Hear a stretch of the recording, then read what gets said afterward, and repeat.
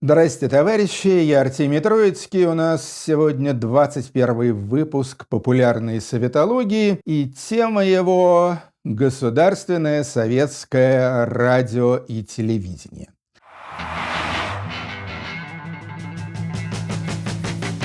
Как я уже сказал в предыдущей серии, по каким-то причинам функционирование радио и телевидения в СССР, управление, скажем так, радио и телевидением очень сильно, я бы сказал, даже принципиально отличалось от управления газетами, журналами и прочей бумажной продукцией. Я думаю, что, скорее всего, это связано с тем, что руководители партии и правительства понимали, что радио и особенно телевидение имеют большее значение для выполнения поставленных ими задач по держанию народа в стойле, чем всякая пресса, которой можно, в принципе, какие-то вольности позволять.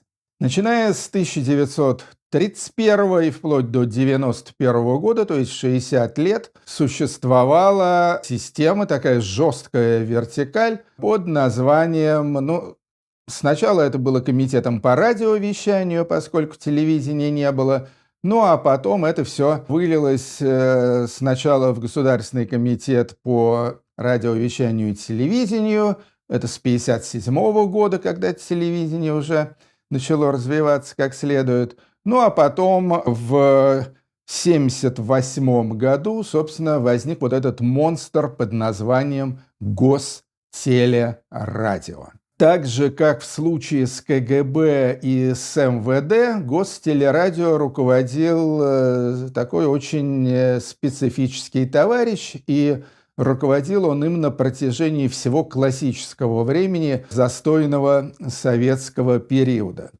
То есть, если Андропов руководил КГБ с 1967 по 1983 год, Щелоков руководил МВД с 1968 по 1982 или 1983 год, опять же.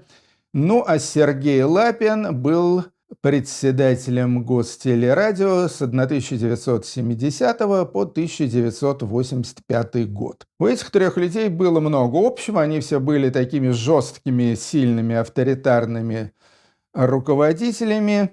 Все они были любимчиками Брежнева и вообще прочего политбюро.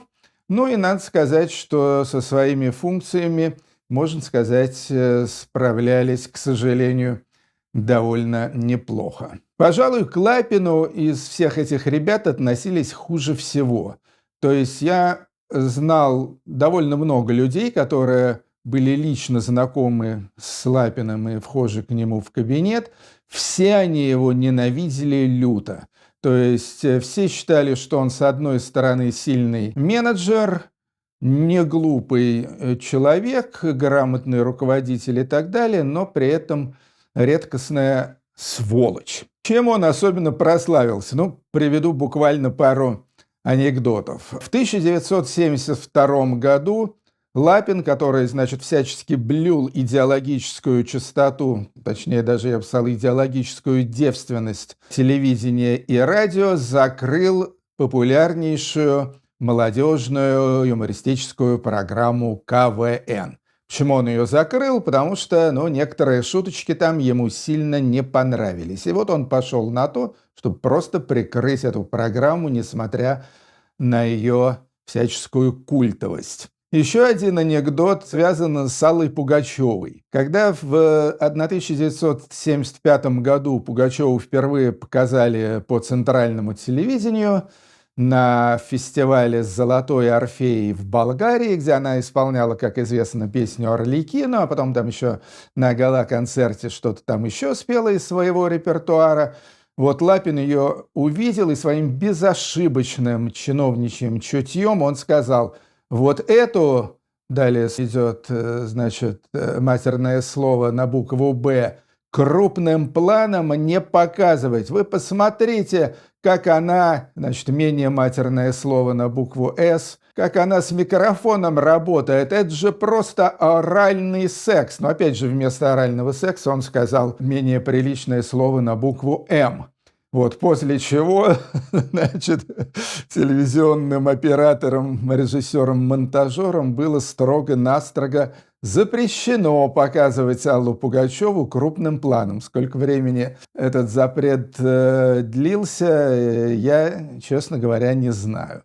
Но это все такие пикантные подробности, а главным в практике Лапина, естественно, была вот эта вот жесточайшая идеологическая цензура. Проявление этой цензуры уже как бы такой скорее политической, нежели моральной, было то, что Лапин был, по всей видимости, таким жестким антисемитом, и он большую часть евреев с телевидения убрал. Тут самым скандальным был эпизод с певцом по имени Вадим Мулерман, который был невероятно популярен. Ну, скажем, в 1968 году это вообще был хит номер один, песня «Хмуриться не надо, Лада», которая вообще воскресила имя Лады. После этого Ладами стали называть там сотни тысяч новорожденных девочек и так далее. Фантастически была популярная песня, вообще очень популярный артист.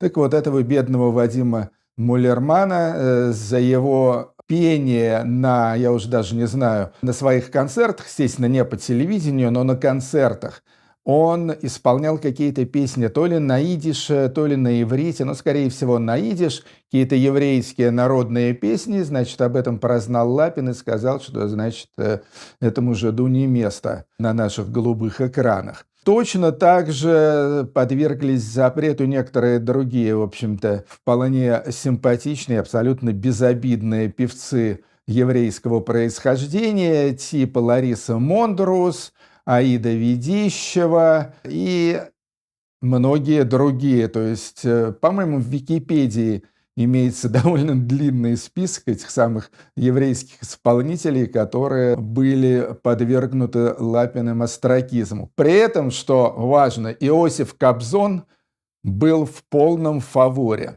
Единственный был еврей, которого Лапин любил, а может быть даже и уважал, ну, естественно, за его идеологическую безупречность. Ну, может быть, и еще за что-нибудь, не знаю.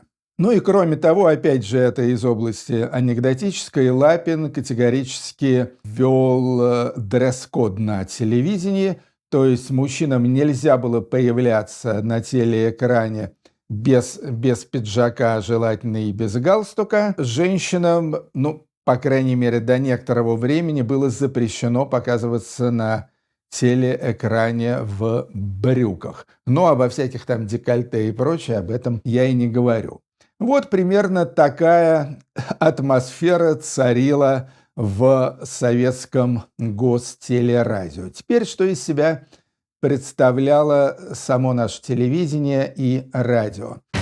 На телевидении было 4 программы. Это первая программа, такая главная, торжественная. Вторая программа, менее главная, с упором, может быть, там на какие-то телеспектакли, классические концерты и так далее. Третья программа – это была местная региональная программа. Скажем, в Москве это был московский телеканал со всякими городскими новостями и так далее. Ну, там и Москва, и Подмосковье, по-моему, тоже были. Ну и, наконец, 4-я программа – это образовательная программа, где шли просто передачи, которые можно было транслировать даже в школьных классах. Если там был телевизор, значит, по разным наукам, арифметикам, языкам и так далее. Примерно то же самое все было и в регионах, только там иногда вместо 2-й и 3-й программы там шли, значит, программы местного, республиканского или областного телевидения. Или, скорее, даже это были не целые программы местного телевидения, а просто включение на несколько часов, всякие там, скажем, ярославские новости, вологодские напевы и так далее. Располагалось телевидение, ну, естественно, в основном в знаменитом телецентре Останкино, но, кроме того, еще и был старый телецентр со знаменитой красивейшей Шуховской башней на Шаболовке. Да, и забыл сказать, что единственной, скажем, такой отдушинкой, которую позволил Лапин в чисто, скажем так, культурном плане была программа под названием «Мелодии и ритмы зарубежной эстрады». Значит, конечно, не просто так Лапин позволил эту программу, а позволил он ее исключительно для того, чтобы отвлекать всякую безидейную молодежь от всяких нехороших праздников. Главное, когда эту программу пускали, она шла там полночи, это на Пасху, например. Насчет Рождества не помню. Ну, иногда она шла также на Новый год и так далее. В общем, тут вот разрешали такое послабление, и тогда на советском телевидении вдруг появлялись там, скажем, Бонни М. или какие-нибудь артисты братской социалистической эстрады, или, может быть, даже Абба, или какие-то Смоки и так далее. Ну, то есть из всей западной поп-музыки, естественно, выбиралось самое безвредное, но все-таки вот это привлекало, это реально привлекало внимание и оттягивало молодежь от идеологически неверного времяпрепровождения, типа, значит, хождения в церковь на Пасху. Радиовещание. Тут тоже было не слишком все разнообразно. Была первая всесоюзная программа, была вторая программа, такая более информационно-музыкальная. Это называлось «Радио Маяк». Была третья программа, где было в основном много всякой классической музыки. Была четвертая программа, опять же, местная, значит, региональная, московская, ленинградская и так далее. И было еще, но это совершенно отдельная история, так называемое иновещание. Ну, точно так же, как у BBC имеется русская и прочие службы, как имеется у Америки «Голос Америки», Deutsche Welle у немцев и так далее. Такая же штука была и в Советском Союзе тоже. Называлось это иновещание, и вещали они на огромном количестве языков. Их штаб-квартира располагалась на Пятницкой. Вот я там тоже иногда сотрудничал на музыкальные темы. Но главной моей радиоактивностью в советские времена, в 70-е годы, была программа «Запишите на ваши магнитофоны», которая выходила, по-моему, это выходило на радиостанции «Маяк». Это тоже была, скажем, такая, как бы сказать, послабительная программа, поскольку миллионы советских людей интересовались всякими новинками зарубежной эстрады, то вот им, значит, кинули такую кость в виде этой самой программы. Ну и я туда тоже, естественно, значит, приносил кое-какую интересную западную музыку. Но карьера моя там продлилась совсем недолго. Могу рассказать парочку анекдотов по поводу моего сотрудничества с «Маяком». Значит, один был такой. Сказала мне редактор программы, к сожалению, уже не помню, как даму звали. Значит, тут такое дело, заказ нам поступил сверху. Приезжает к нам с официальным визитом Индира Ганди, глава, естественно, Индии, и нам надо срочно какую-то индийскую музыку. Я говорю, да нет проблем, естественно, имеется великий Рави Шанкар там. В общем, сделал я им сюжетик про этого самого Рави Шанкара. Послушали они музыку, сказали, сюжет хороший, музыка вообще никуда не годится, но это же вообще не эстрада, тут ничего нет, занудство какое-то, ни ритма, ни голоса, ничего нет, это не годится. А что-нибудь такое есть повеселее? Но у меня, к сожалению, не было записи, скажем, Латы Мангешкар или там Маши Босли, которые пели в фильмах типа «Зита и Гита» или там какого-нибудь индийского диска и так далее. Но я нашел выход. У американской такой хэви-группы под названием Blue Cheer, кажется, бостонская группа, у нее на одном из альбомов, которые у меня были, была одна такая, как это тогда было модно в конце 60-х годов, была такая психоделическая индийская композиция под названием, как сейчас помню, Twilight Raga, то есть рага сумерек. И вот там вот было все, что нужно. Там с одной стороны звучал этот самый индийский ситар, с другой стороны там и гитара, и барабаны. В общем, короче говоря, под текст про Рави Шанкара прошла американская волосатая психоделическая группа Blue Cheer. Ну, а закончилась моя работа на «Маяке» очень смешным образом, и опять же это связано, кстати, с антисемитизмом. Значит, сделал я там сюжетик про Элтона Джона, про его какой-то очередной новый альбом, я уж не помню какой, ну там, скажем, «Captain Fantastic». Ну и, в общем, совершенно безобидный был сюжет, безобидная и веселая песенка Элтона Джона. Вот, но услышал эту программу не Лапин, а кто-то из его заместителей, но не менее бдительный. И он, естественно, не знал, кто такой Элтон Джон, но ему послышалось, хотя диктор был прекрасный, Виктор Татарский вел программу «Запишите на ваши магнитофоны», с дикцией у него все было очень хорошо, но тем не менее чиновничку послышалось Элтонзон, и он решил, что это какой-то еврей по фамилии Элтонзон проник, значит, в наш советский эфир. Он позвонил своим подчиненным, сделал им выговор. Ну, те там, конечно, ему там что-то говорить, значит, нет, это не Элтонзон, это Элтон Джон и так далее. Они побоялись. Вот, после этого меня на радио «Маяк» не было. Да, потом, кстати говоря, я вернулся уже в позднеперестроечные времена на Всесоюзное радио. Они меня пригласили делать там программу про всякую актуальную музыку. Я там продержался только ровно 4 передачи. То есть вот этот вот дух лапинский, он по-прежнему, значит, стоял на Всесоюзном радио. Оттуда я вылетел, потому что без моего, разумеется, согласия оттуда вырезали один сюжет из передачи, а именно челябинский такой был, ну, собственно, и есть парень по кличке Вова Синий. И вот у этого Вовы Синего, ну, такого типичного нашего андерграундного авангардного рокера, у него была песня про Пушкина, где в припеве пелось что-то вроде, что Пушкин герой Африки. И вот эта вот фраза «Пушкин – герой Африки», она интернационалистов с Всесоюзного радио настолько возмутила, что они это все нафиг вырезали. Когда я об этом узнал, я сказал, что нет, ребята, я в неволе не размножаюсь.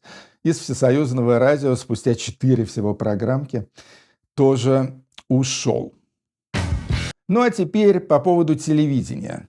Во-первых, скажу, что я не знаток советского телевидения, потому что у нас телевизора не было. Мои родители развелись в 1975 году, и только после этого, как бы отчасти на замену папе, мама купила телевизор, как сейчас помню, серенький такой на тонких ножках марки «Темп». То есть это появилось где-то, наверное, уже году в 1976-м.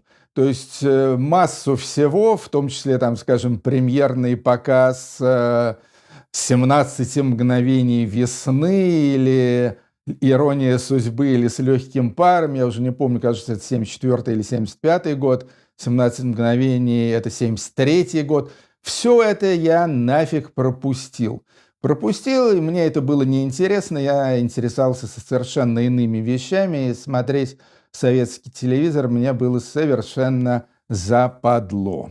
В начале уже 80-х годов меня стали потихонечку привлекать. В частности, была такая программа «Веселые ребята» Виктора Крюкова и Андрея Кнышева, куда я затащил, ну, некоторых известных и по сей день артистов, в частности, группу «Аквариум», группу «Браво», группу «Центр», кого-то еще. Им там Крюков с Кнышевым снимали что-то вроде первых советских видеоклипов.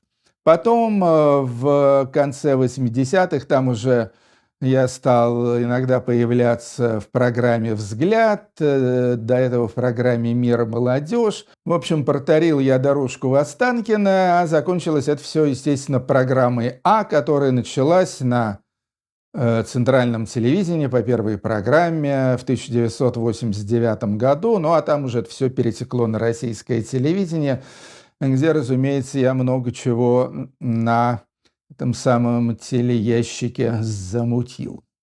Но это уже, разумеется, другая сторона и совсем другая история. О чем я не сказал? Я не сказал еще о такой важнейшей стороне радиожизни как вражьи голоса. То есть я уже упомянул тут и «Голос Америки», и Deutsche Welle, и BBC. Слушали люди на коротких волнах все эти вражьи голоса, которые, естественно, давали, скажем так, альтернативную информацию той, которая шла в советском эфире. Вражьи голоса были невероятно популярны, слушали их круглыми сутками, слушали их повсюду. Скажем, одной из причин того, что мои бабушка и дедушка каждое лето ездили в Эстонию, было то, что там можно было спокойно, без глушилки, слушать все эти радиостанции. Я помню, что был даже своего рода рейтинг у дедушки, значит, по степени радикальности, скажем так, по степени антисоветизма этих радиостанций. Естественно, самой антисоветской было «Радио Свобода», на втором месте «Голос Америки», на третьем BBC, на четвертом Deutsche Welle, ну а больше там, по-моему, даже никого и не было. Я еще слушал радио Швеции, но только потому, что у них была интересная музыкальная программа о скандинавской музыке. Вот. Но больше всего в этом смысле, конечно, повезло жителям Западной Эстонии, потому что на них вещало финское телевидение. То есть весь город Таллин, несмотря на попытки властей сшибать антенны, выписывать штрафы, какие-то выговоры делать и так далее, но все равно все смотрели финское телевидение на значительной части и самой населенной части Эстонии, а там уже были и тебе концерты Rolling Stones, и всякие фильмы типа «Пролетая над гнездом кукушки», и более того, там даже показывали финские эти самые телевизионщики всякую эротику. И я сам был свидетелем того, как во время демонстрации фильма «Эммануэль» улицы Таллина просто вымирали. Ходили пустые трамваи и автобусы, народу на тротуарах, в магазинах нет, все смотрели «Эммануэль». В этом смысле эстонцам здорово повезло, но повезло, кстати, не только потому, что они увидели, значит, прелести этой самой девушки, как там ее, Сильви Кристель или как-то в таком духе, вот, сколько потому, что этот факт, он очень влиял вообще на, в первую очередь, культурную политику Эстонии, зная, что люди все равно это смотрят и слушают, там, в общем-то, как-то пытались эстонские функционеры немного более мягко с населением обходиться. Да, жаль, кстати говоря, что сейчас, сейчас, естественно, имеется интернет, но я по-прежнему жалею вот об этих коротковолновых передачах. Вот, и думаю, что вообще у большинства людей сохранились коротковолновые приемники, и там вот эти 19 метров, 25 метров, 31 метр. По-моему, пора эту практику возобновить. Ну и в качестве резюме что я могу сказать? Конечно же, радио и особенно телевидение очень сильно влияло на людей. Кстати говоря, более сильно, как сейчас, мне кажется, чем мне казалось тогда. Мои друзья, вообще наш круг, мы были отщепенцами во многом именно потому, что мы полностью, абсолютно игнорировали телевидение и радио СССР. Особенно после того, как появились видеокассеты, и у нас уже была не только свободная музыка, но и свободное кино тоже. Почему большая часть советских людей продолжала вот таким вот просто религиозным образом смотреть центральное телевидение, при том, что большинство из них не верили тому, что там говорят в программе «Время»? Почему так происходило, честно говоря, не знаю. Это парадокс. Точно так же парадокс в том, что мне казалось, что еще тогда у людей выработался иммунитет к вот этой вот топорной, совершенно неубедительной, шитой белыми нитками пропаганде. Оказалось, нифига. Вот те же люди, которые смеялись над Брежневым в 70-е, в 80-е годы, те же самые люди теперь смотрят на Путина и повторяют его бред.